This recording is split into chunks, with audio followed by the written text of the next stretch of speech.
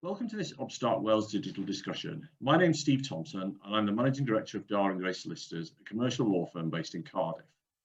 UpStart Wales is a business club for start-up, micro and small businesses. It's run through a collaboration between Darwin Gray, NatWest and also Webbox. Today's event is an online panel discussion during which we will discuss how businesses have set up, grown and pivoted during the pandemic and how they are looking to the future. Our panellists today are Robert Lloyd Griffiths, OBE, National Director for Wales of the Institute of Directors. Welcome, Robert. Thank you. Nice to be here. Owain Hill, co-owner of Hill's Restaurants, who is accompanied by his other half, Emily, on the screen. And Nadeeke Illeperuma, who is co-director of Dragonfly Training and Managing Director of Cardiff App Developers and two other startups. So welcome, everybody, and thanks so much for joining us today. Just wanted to really kick off the discussion. I thought I'd come to you, Robert. I mean, you're obviously, as being involved in the IOD, you see things from the level of a lot of local businesses, and I imagine a lot of them talk to you about their views and their experiences, and I'm sure you've heard an awful lot during the last year or so. I'm just wondering what your impression was as to how businesses are responding to the pandemic generally, and whether you've got any kind of interesting examples of what businesses have done to deal with lockdown and all of the other things that have come with it. Thanks, Steve. It's been a most unusual year and unprecedented. You've heard that expression so many different times. I think the responses have come in waves, really. I mean, as we started the pandemic, businesses really frightened, really nervous, not knowing what to expect, not knowing how their customers would react, how the markets would react, how their suppliers would react, the supply chain issues. And I think there's been a sense of, like business always does, business finds a way. Although sadly, many businesses that I've spoken to haven't been able to find a way. And we've spoken to some businesses who have had to, unfortunately, close.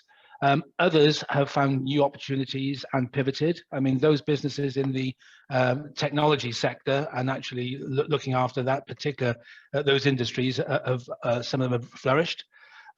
Some sectors have done particularly well when they've grouped together and they've found new opportunities to market their goods and services to new customers. That's been really marked, I think.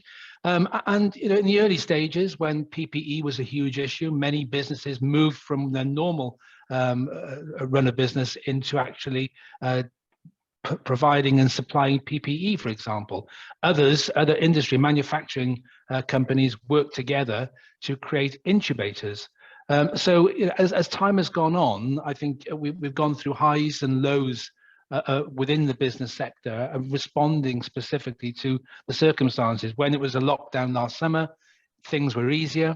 I think that Owain will talk about the impact on the entertainment and the hospitality and the restaurant sector. I think that's been a really marked, and it's been most unfortunate consequences for that particular industry. And I think I've spoken to many people and many members now who are saying, look, we're in a situation where we can't get the staff anymore. People have got new jobs during the pandemic. And it's really difficult to get the staff to actually work, and that's the feedback from a number of different industries that I've been speaking to. So I think depending on the sector in which you're looking at, depending on the type of business, where it's located, how reliant it's been on walk-in customers, retailers suffered significantly. It depends on how businesses have fared. But what I would say is that what I have found really impressive is the way in which some businesses have risen to the challenge and done things a bit differently, and have changed their working practices, have gone online, for example. Who'd have thought 18 months ago we'd all be having the majority of our working lives looking at screens as opposed to face-to-face meetings. So there's so many different ways in which businesses have responded. Many are amazing. Many are sadly have met the decline of some businesses, and others, as you say, have had to pivot and do things completely differently. It's interesting, isn't it? Because when you think back, I mean, it's been a long old sort of 15 months or so. And at the beginning, we were all hearing about, people like manufacturers of gin who were going to be making hand sanitizer. and then all these people sort of making domestically making PPE, and that was the big thing then.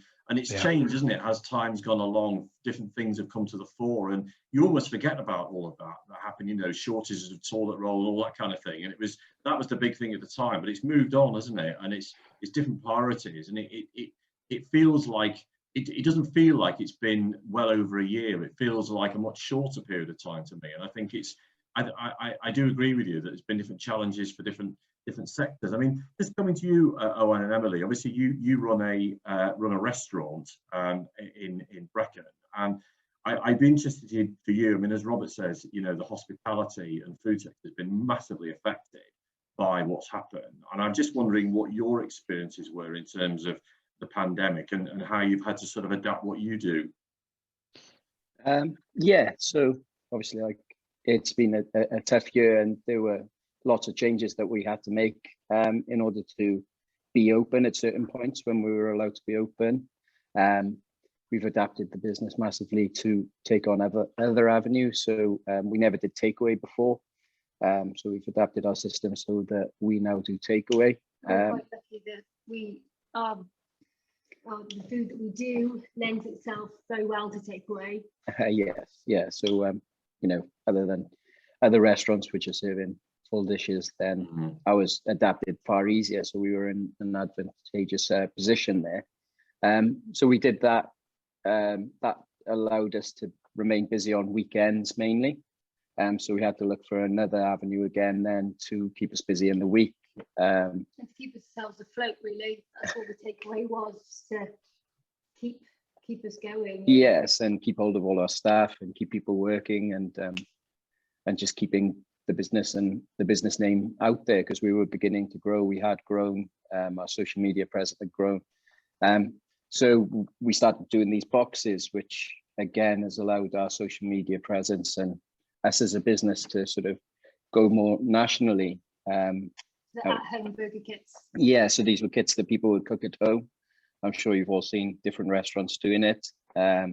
So we went for it. We trialed it in the first week and sent 50 boxes out, and then we were sending 600 boxes a week out then at the height of it. So it's allowed us to sort of keep going really, and keep working. And we've worked throughout. But I mean, there have been so many changes, and you forget about some of them, and things people don't realize, like having to change booking systems and having to change the way that you actually run and operate the restaurant. The way, I can't even remember what the restaurant looked like table wise before all of this, but the money spent on perspex shields and things like that, which now basically are just waste. I'm not sure what's going to happen with those unless we're forced to use them again. But the expense of that, the expense of changing booking systems and online platforms to allow us to sell online, these are all things that were costs as well. Yeah, trying to do it as cost effectively as possible, you know, without spending thousands and thousands on something that we may only use. Yeah, and that's the thing, we weren't sure how long we'd be doing this, so we didn't want to invest in sort of a platform for it, so we just had to adapt what we had. And now we're having to adapt everything back, which is equally as difficult, if I'm honest, because we're back to running as a restaurant again, but we have to adapt our system now to be takeaway, restaurant, and these deliveries. So we're still only operating at 50% in the restaurant. So for this week, the first week or last week that we opened, we just decided to just get the restaurant up and running, sort of get that done. Yeah, so for the last week or so, everything else has been put on hold, and the restaurant was the priority, and remembering how we run service indoors and how we deal with customers, because there's been none of this face to face. We've got an open kitchen, but over the last year it's been used very little as a restaurant. So it's just remembering it's a different way of doing it. We can't be singing off the top of our lungs in the kitchen while we're cooking, and we just have to watch our P's and Q's and things like that. Yeah. But, and how are things for you on the staff? I mean, Robert mentioned there, you know, staffing levels and inability to get staff. I mean, have you managed to retain your people, and have you got any staff shortage issues? We have retained all our staff really, but the problem we've got now is that naturally we've got people leaving to go to university, etc. And as we're expanding, we're looking for more staff, and there doesn't seem to be many out there. And also the problem we have is staffing's always been a massive issue. I mean, we're in a rural location, and it's just, yeah, it's difficult at the best of times, but I think it's especially difficult now. I've seen a few, and I can understand that people are working on reduced hours. They've decided not to open for lunch in the weekend. I think the main reason or the main factor behind that is staffing. You know, you can't expect a small team to work all the time, and there aren't enough people out there at the moment to have a bigger team to support the hours that you need to put in. So I think that's going to be one of the bigger issues over the next year or so, is where do we find staff? And that's for everybody. I don't know about other industries, but in this industry in particular, I've spoken to lots of people, and that's the biggest worry at the moment is staffing. And if people are still on furlough, then they've got no incentive to look for anything else, look for another job there. No. I mean, we'll talk in a minute about kind of long-term effects of lockdown and the COVID pandemic, and whether there's anything positive that's come from it. But do you think, from your perspective, in like you're looking for staff in your sector, that the lockdown and everything that's gone with it has kind of do you think it might permanently change people's approach to work from your perspective as an employer? I mean, from people I've spoken to, people have changed industries across process to allow them to keep working. So I know of chefs that have gone to work as sort of delivery drivers and things in Tesco, and perhaps found healthier hours and things like that. So some of them will remain, some of them will feed back probably and when furlough. And you know, it's difficult. A lot of businesses haven't survived through this. So you would have thought that there'd be people out there looking for work. That doesn't seem to be the case. And you know, hopefully that means that most people have managed to keep going, but I think it's rather that there are less people to pick from for various factors. So I just wanted to touch on another sector, Nadeeke, in terms of Dragonfly training, which is one of the businesses you're involved with. I mean, before we sort of move on a bit, I was just wondering how things have affected the training industry, you know, with lockdown and the restrictions, and I suppose thinking about travel as well, travel restrictions, whether that affects what you do and the way you do it. Yeah, Stephen. So obviously, it has massively affected our industry, and then it's been a journey of a roller coaster. It's literally overnight, everything changed to us and this office. I mean, so everyone's working here, and then so as a company we run lots of venue-based events, so CPD training, and then we send trainers to schools and internationally as well. We send about, you know, we do about 300 flights a year, and we train 20,000 teachers a year all over the world. And then overnight, and then everything was face-to-face as well. So that was our key message is, you know, face-to-face, that's the most effective training that you'll receive. In the we've had online requests previously, and we've turned them down. We said we always recommended face-to-face, and then this happened. Remember, we had a gig in Spain, so lots of our trainers were there, and we came back, and then and that was the last thing. And we pack up and then went home, hoping to return in a few weeks' time. When dust settles. And never returned back to the office. Everyone's still working from home and stuff. But so the first 3 months, 4 months, it was very difficult because we just couldn't get our head round. And they're saying, oh, by summer things will be back to normal, and then lots of promises, deadlines, and etc.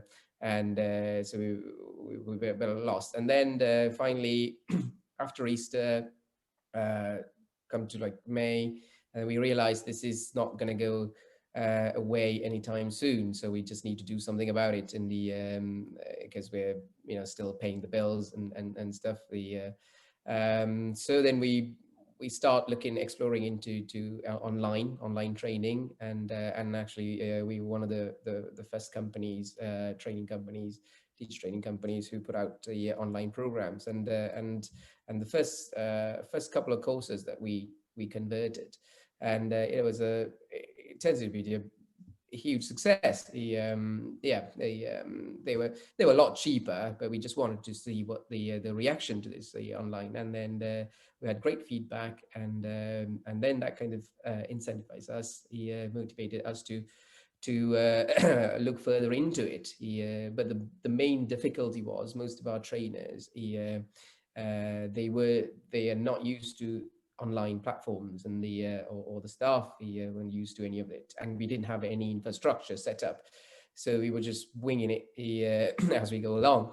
But then some of the trainers, they decided that this is not for them, so we had to recruit and retrain, and luckily our customers were we were quite forgiven, because we the first few times there's lots of issues with the technical stuff. You setting up a Zoom call, and then getting them to mute the screen, the microphone, and etc. So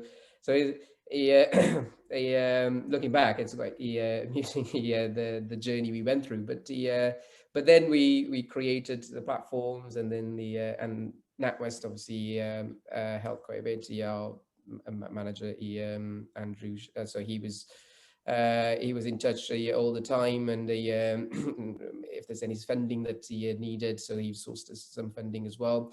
But not funding, the bounce back loan and stuff like that.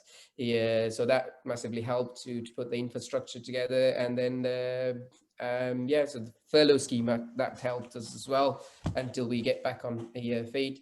So that's now today what we're at 100% online. Well, 100% online at the moment. We're now looking into whether there's demand now for face-to-face, because we've found it, people have responded to it very well, and then especially the travel time, things like most of our courses run in London, and money, the hotels, the cost that so we can dramatically reduce the cost of the course prices, especially training, sending trainers to abroad, like China, for example. We send quite a lot of trainers to train teachers in British schools in Southeast Asia. So travel expenses, etc., cost $2,000 just for one day training, and then training costs on top. But then now we can provide it for for very low cost. So cost has reduced a lot. So yes, there's both the bonuses, and then obviously there's a few downsides to online training, the internet connections, and half the time audience. And then but yes, that's our experience with the Dragonfly. Yeah, I mean, it's interesting, isn't it, sort of hearing about the different pros and cons of it all. And as I said earlier, I'd be interested to get all your thoughts on sort of any permanent changes you think that will have come out of this, or even the positives. But just before we get to that, I just wanted to come back to you, Owain and Emily, because you mentioned there, Nadeeke, the sort of financial support that you've had and sort of bounce back loans. I mean, I was just wondering, in your sector, in the kind of in the food and drink sector, what sort of financial support you've been able to get, and how you've kind of found that, how that's helped you. You're currently on mute, so that's one of the ups and downs of Zoom that you mentioned. Yeah, that's the one. So I think initially with the furlough scheme and a few grants at the start. Well, we had the business rates relief, the business rate relief. I mean, bearing in mind, when the scary thing for us was when our door closed, that was it. We had no income. That was initially, apart from the whole issue with COVID. We thought, well, what we're going to do now? But we had the business relief. The rates relief, but I mean, initially we felt like the support was there. more than we were receiving information, really. The support was there anyway, but as it's gone on, I think that's dwindled quite a lot. I mean, the bounce back loan is helpful as a bit of a buffer. It's allowed us to do things where we recoup money. We've redone the car park and spent money on the kitchen, etc. So that was really useful. That has been useful. But in terms of grants, we've applied for a few, three, I think, and we haven't had any. Right. Is that more recently, is it? Yes, yeah. So and the fact that I think we even went to apply for one grant, and before we sort of even really heard about it, and it had already gone within about 2 days. It'd all been allocated, and that was it, really. Yeah, and we're part of the Welsh Independent Restaurants, and I can't seem to see if any of us have had any of this funding. So I'm not sure where it's going. It must be going somewhere, but it's not the easiest to get a hold of. I'm not sure if it's going to businesses that have got a dedicated team to filling in the forms or what, but for us, it's been very difficult. And what we've tried to do is reinvest in our business. We've tried to grow our business,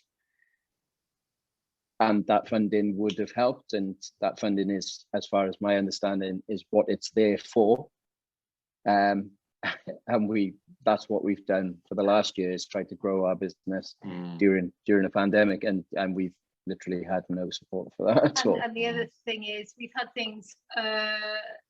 So the VAT bill that was due at the end of March, we were able to delay that, but we're going to now spend the next year paying that, and the loan on top of that. So although we've had some help, it's now going to be a difficult year. Yeah, it'll be a snowball effect of that. So yeah, initially support was there, and they've said that the money's there, but in our experience, that money's very difficult to get your hands on. And like I said, for a company that's trying to employ more people, that's trying to expand, surely though we would be ideal candidates for the sort of resilient fund and things like that. But and it's quite harsh criteria as well. Yeah, certain things we've missed out on are things like number of full-time staff. So we had too many full-time staff. I felt that our local council hasn't been much help either. We've rung them on quite a few occasions to see sort of why we're not fitting the criteria, what we can do differently in the next round, etc. And we're also sort of punished a little bit for keeping going, because your profits have to be we have to be down 60% on 2019's takings. Well, we've actually cracked on and tried to do something. We're still falling very short, but not 60% short. So the next round of funding we're completely out of anyway. Yeah. And that seems like we're out of it because we've tried. Which I understand, and businesses that haven't been able to trade in any way definitely need support, but so do we. And we've not had as many people on furlough as those companies. We've paid our staff throughout. There's plenty of businesses around here that have just closed the doors. Yeah, and just taken that furlough money. Whereas we've tried to keep going. We've tried to have as much of the team involved and not have them on furlough. But that, after a year, has come back to bite us on the because we're now not eligible for the next round of grants, which would have been. And it's not a huge amount of money, but it's something, isn't it? It's something that's there, And I think in some ways these people who have kept people off furlough should be rewarded in some way, but that's not the way it works. So, Robert, from your perspective and the IRD members, I mean, what's the sort of experience of the members generally with regards to getting funding to help them through the pandemic and the lockdowns and whatnot? I think it's varied, Steve, if I'm absolutely honest. I think I've heard similar experiences to Owain and Emily over the last few months, year or so, and others who have received grants and perhaps haven't carried on as you guys have done. and their business has been completely halted. So I think it very much depends on individual circumstances. I know that there are businesses out there who have been helped. I know that some owner-managed businesses who pay themselves via dividends have fallen through the net, and that's something the IOD has been campaigning for them not to be excluded. And I think it's really very difficult. And I think what our advice has been, and we held a number of webinars during the first few months and longer of the pandemic, and we did have Welsh Government representatives on those webinars explaining in detail what businesses need to do, answering questions about what they should be applying for, how they should be applying, the process, what needs to be included, what does need to be included. And I have to say they were probably the most well-attended webinars that we did, with well over 100 members and other businesses finding out that sort of information. But I think, you know, it's a broad spectrum of how businesses have been helped and supported. Some have been very well supported, and others wish they could have been supported more, as Owain and Emily have just mentioned. But it's been really tough and really difficult, you know, and you know, I know that the criteria that needs to be filled in or adhered to be able to get the funding and support sometimes is onerous. And especially when businesses like yours, Owain and Emily, have just done their absolute utmost to keep people in jobs and crack on with getting on with the business in hand and pivoting, as you said, of going from you know, sit in to takeaway. So my experience is varied. You know, it's the same old sort of mantra. You know, if you're helped, you're really pleased. If you're not, you're very distressed and negative towards it. But you know, we're seeing improvements now, and hopefully things will get better over the forthcoming months. But it doesn't, notwithstanding the hardships that many businesses have had to go through. Yeah, and I guess, I mean, you know, as Owain and Emily have mentioned, I mean, they've had some help, but they've now got, there's potentially things to pay over the next 12 months that have been accrued for the previous 12 months. It's all very nice saying, well, you know, you can pay your tax over a longer period, but it's still going to be paid, isn't it? Yeah, and what I would say to Owain and Emily and anybody who's watching this podcast is keep your eyes on the Business Wales website. Make contact with the Business Wales advisor and build that relationship. And anything that is available that you are eligible for, you know, knock the door, ring the bell, and just ask. But do that. Keep in touch. Look at the Business Wales website and get to know your advisor. Well, that's a good tip there. So just thinking about the future now, I suppose what I'm interested in is what businesses are thinking about the future and whether they think there's anything positive that might have come out of this, some nugget that they could think going forward. Well, I mean, Nadeeke mentioned earlier, you know, maybe not having as much international travel because it cuts down on costs. So in terms of yourself, Robert, and the members, I mean, what's the sort of feeling of the members in terms of what the future holds, whether there is anything that's come out of it that will be used to adopt going forward? So I think that many businesses and many members have certainly seen different ways of working. And Nadeeke and Owain and Emily have talked about those, of adapting your business. In Nadeeke's example of actually going online. I think that businesses are becoming to be positive, thinking very positive about the future. Well, very positive, just positive. Let's say positive.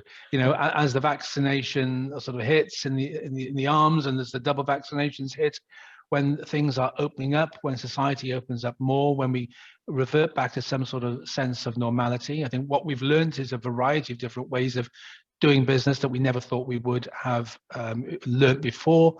The online activity, the blended approach to whether or not colleagues will be working in the office or not working in the office, or how many days a week will they be in the office. I think that's working practices and working patterns I think will be different in the future, or at least the foreseeable future. But I think one of the key things as well is, you know, we've been through a pretty awful, horrible period, and many businesses that I'm speaking to, you know, there needs to be some sort of healing time.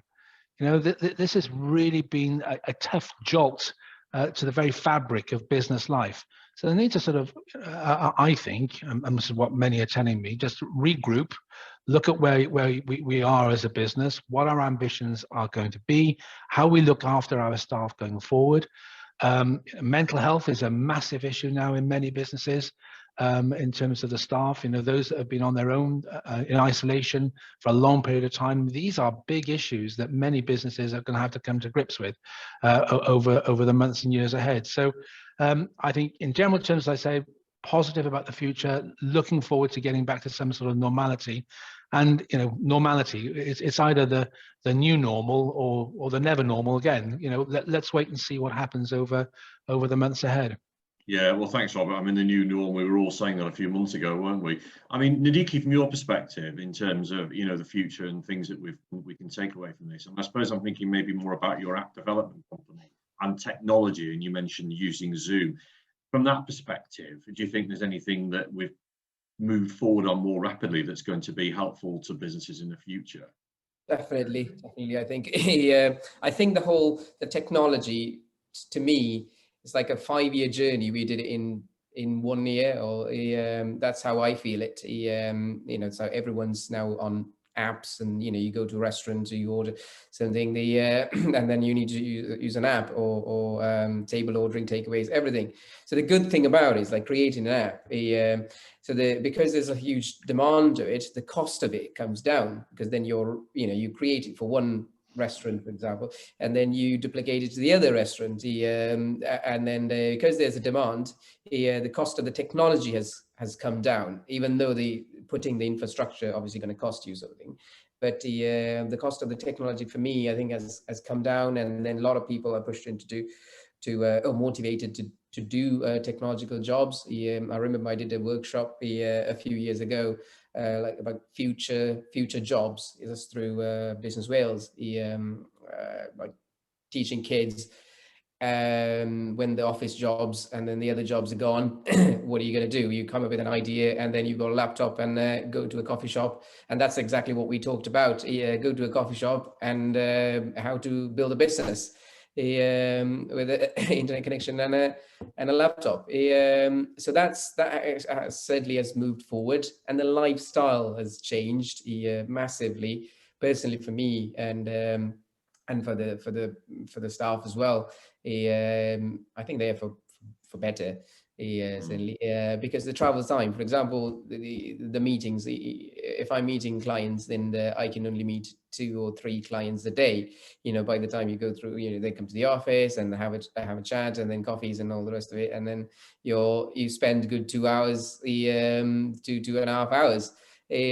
But now, during the lockdown time, I've spoken to 6 people, back-to-back meetings with a 5-minute break. 1 hour is allocated for each of the clients. So it's and at the same time, I'm going to have a cup of coffee, and then sometimes it's gone completely from formal to completely informal, to the level that we're WhatsApp texting the client. A company CEO could be on the phone, and then I'm outside in the bay, having a cup of coffee, and then having that business chat. So in that respect, I think so it has made some positive impacts on it, but obviously we are still in a long journey, so it's still changing. We know where we're gonna end up, but it'll be a blended approach, and for us, I think that's what we are looking. How can we do the blended approach? So the meetings and office meetings, now we're just using the office to meet up, and then and even that, I've suggested, and we've trialed a couple of things, to have the meetings in a pub or a cafe over breakfast. So breakfast meetings. And then everyone's working from home, and once a week or twice a week we meet up and then just catch up. So that's that's what I can. Yeah, I mean, I think if you go back 2 years and you used to see people sitting in cafes and all that kind of thing. I mean, some of the old school people, I'd probably include myself in that, would be thinking, oh, what, they're just skiving. But I mean, everybody's doing that now, aren't they? That's the way it works, isn't it? I suppose the same question to you, Owain and Emily, really, from the perspective of, you know, what you do in your sector, you know, what the view of the future is, and is there anything positive that's come out of it, in as much as something that you will do differently that will be beneficial to you going forward? Yeah, I think there's Massively, quite a lot, really. Much the same. It's made us more efficient, I think, in More terms resilient. of more resilient, yeah, and more efficient in terms of how we actually run a service. Certain things we'll probably keep, such as the pre-ordering system for takeaways and things like that. Things that paper menus.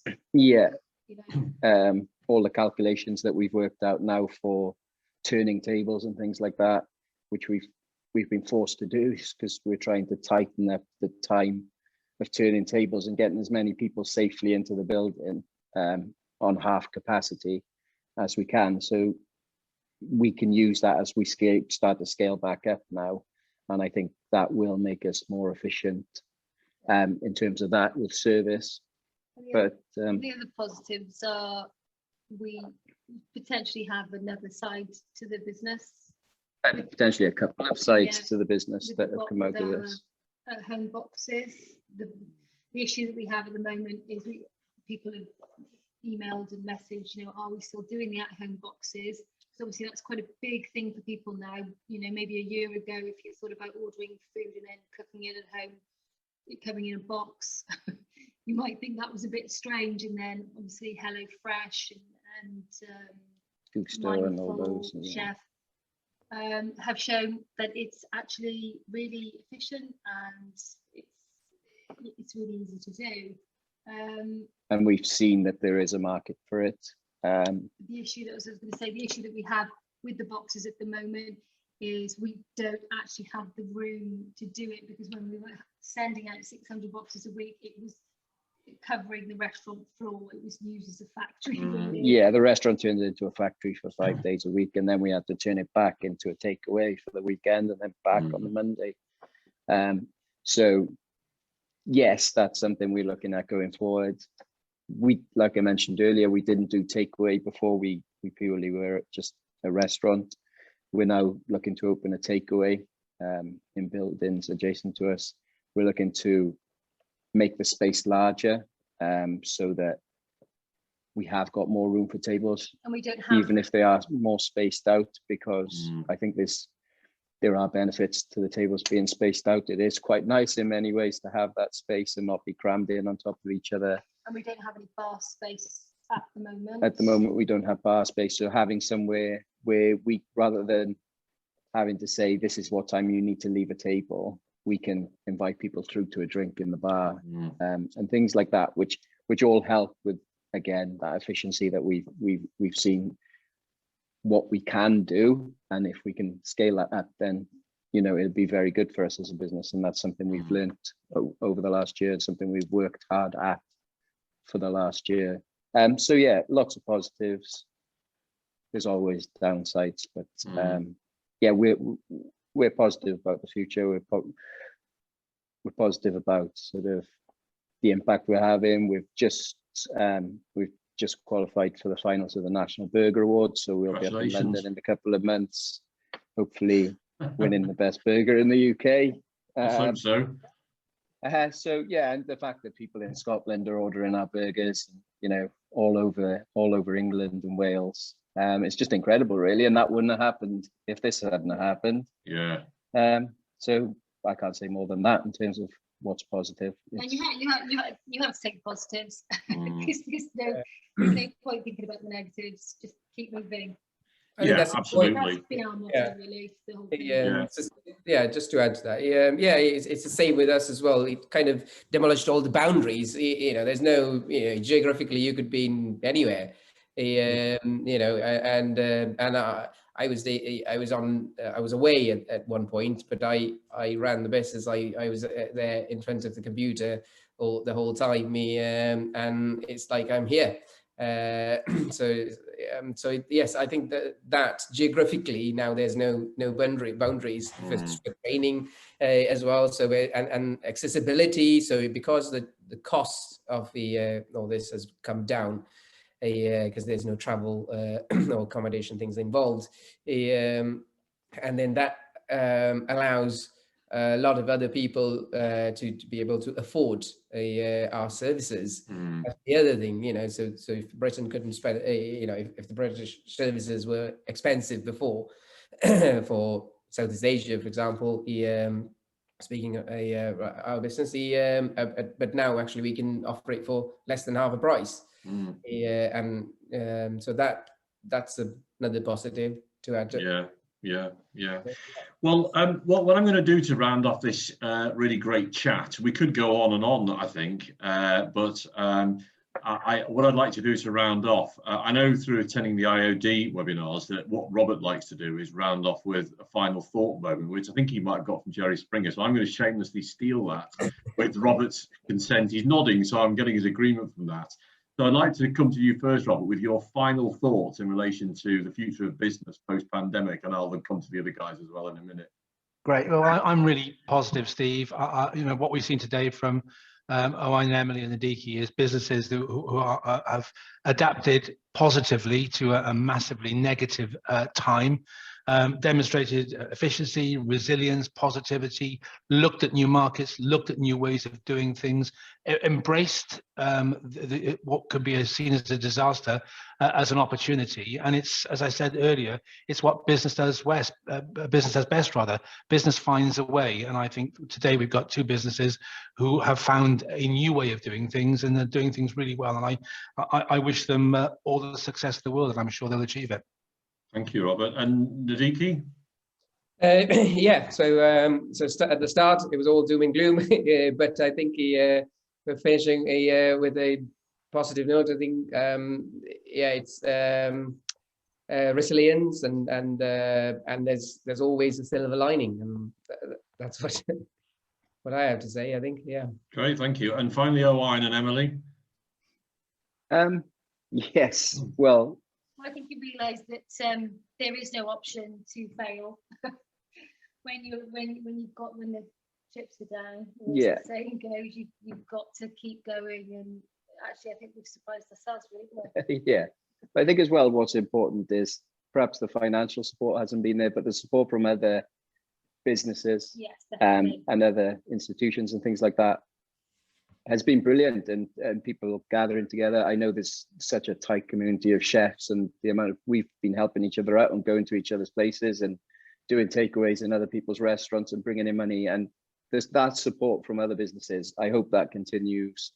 We're always been advocates for supporting Welsh businesses, small businesses, and we always will be, and we'll continue to do that, and I hope many others do as well. Dare I say, Steve, as well, to get good advice and good supporters around you, whether it's legal advice, accountancy advice, and surround yourselves with good people and professionals. I have to say that because I believe it to be the truth, but also from your perspective, you'll be speaking and interfacing with clients on a daily basis, as we are with our members. So get good people around you, be supportive, and I think what we've seen is good will triumph. Yeah, absolutely. Well, thanks very much to all of you for taking part in the discussion today. It's been really interesting, and it's always really interesting to hear what different people's experiences are, because you sometimes sit behind your desk and sort of think you know, but you don't really know until you hear from people. So thanks for your time. So also, if you've listened to this, thanks for listening to it. We at UpStartWales put out reasonably regular content through our social media channels of webinar type podcast things like this. We also have interviews with people who are in business and business advisors. We are hoping to have a website later this year, so that will enable us to put more helpful content out. So watch out on our social media feeds for that. And also maybe even an in-person event. What's one of those, you might think, but we may be doing one in October, depending on the progress of the virus in the community. So watch that space, but we will keep you posted about that. But thanks very much for watching.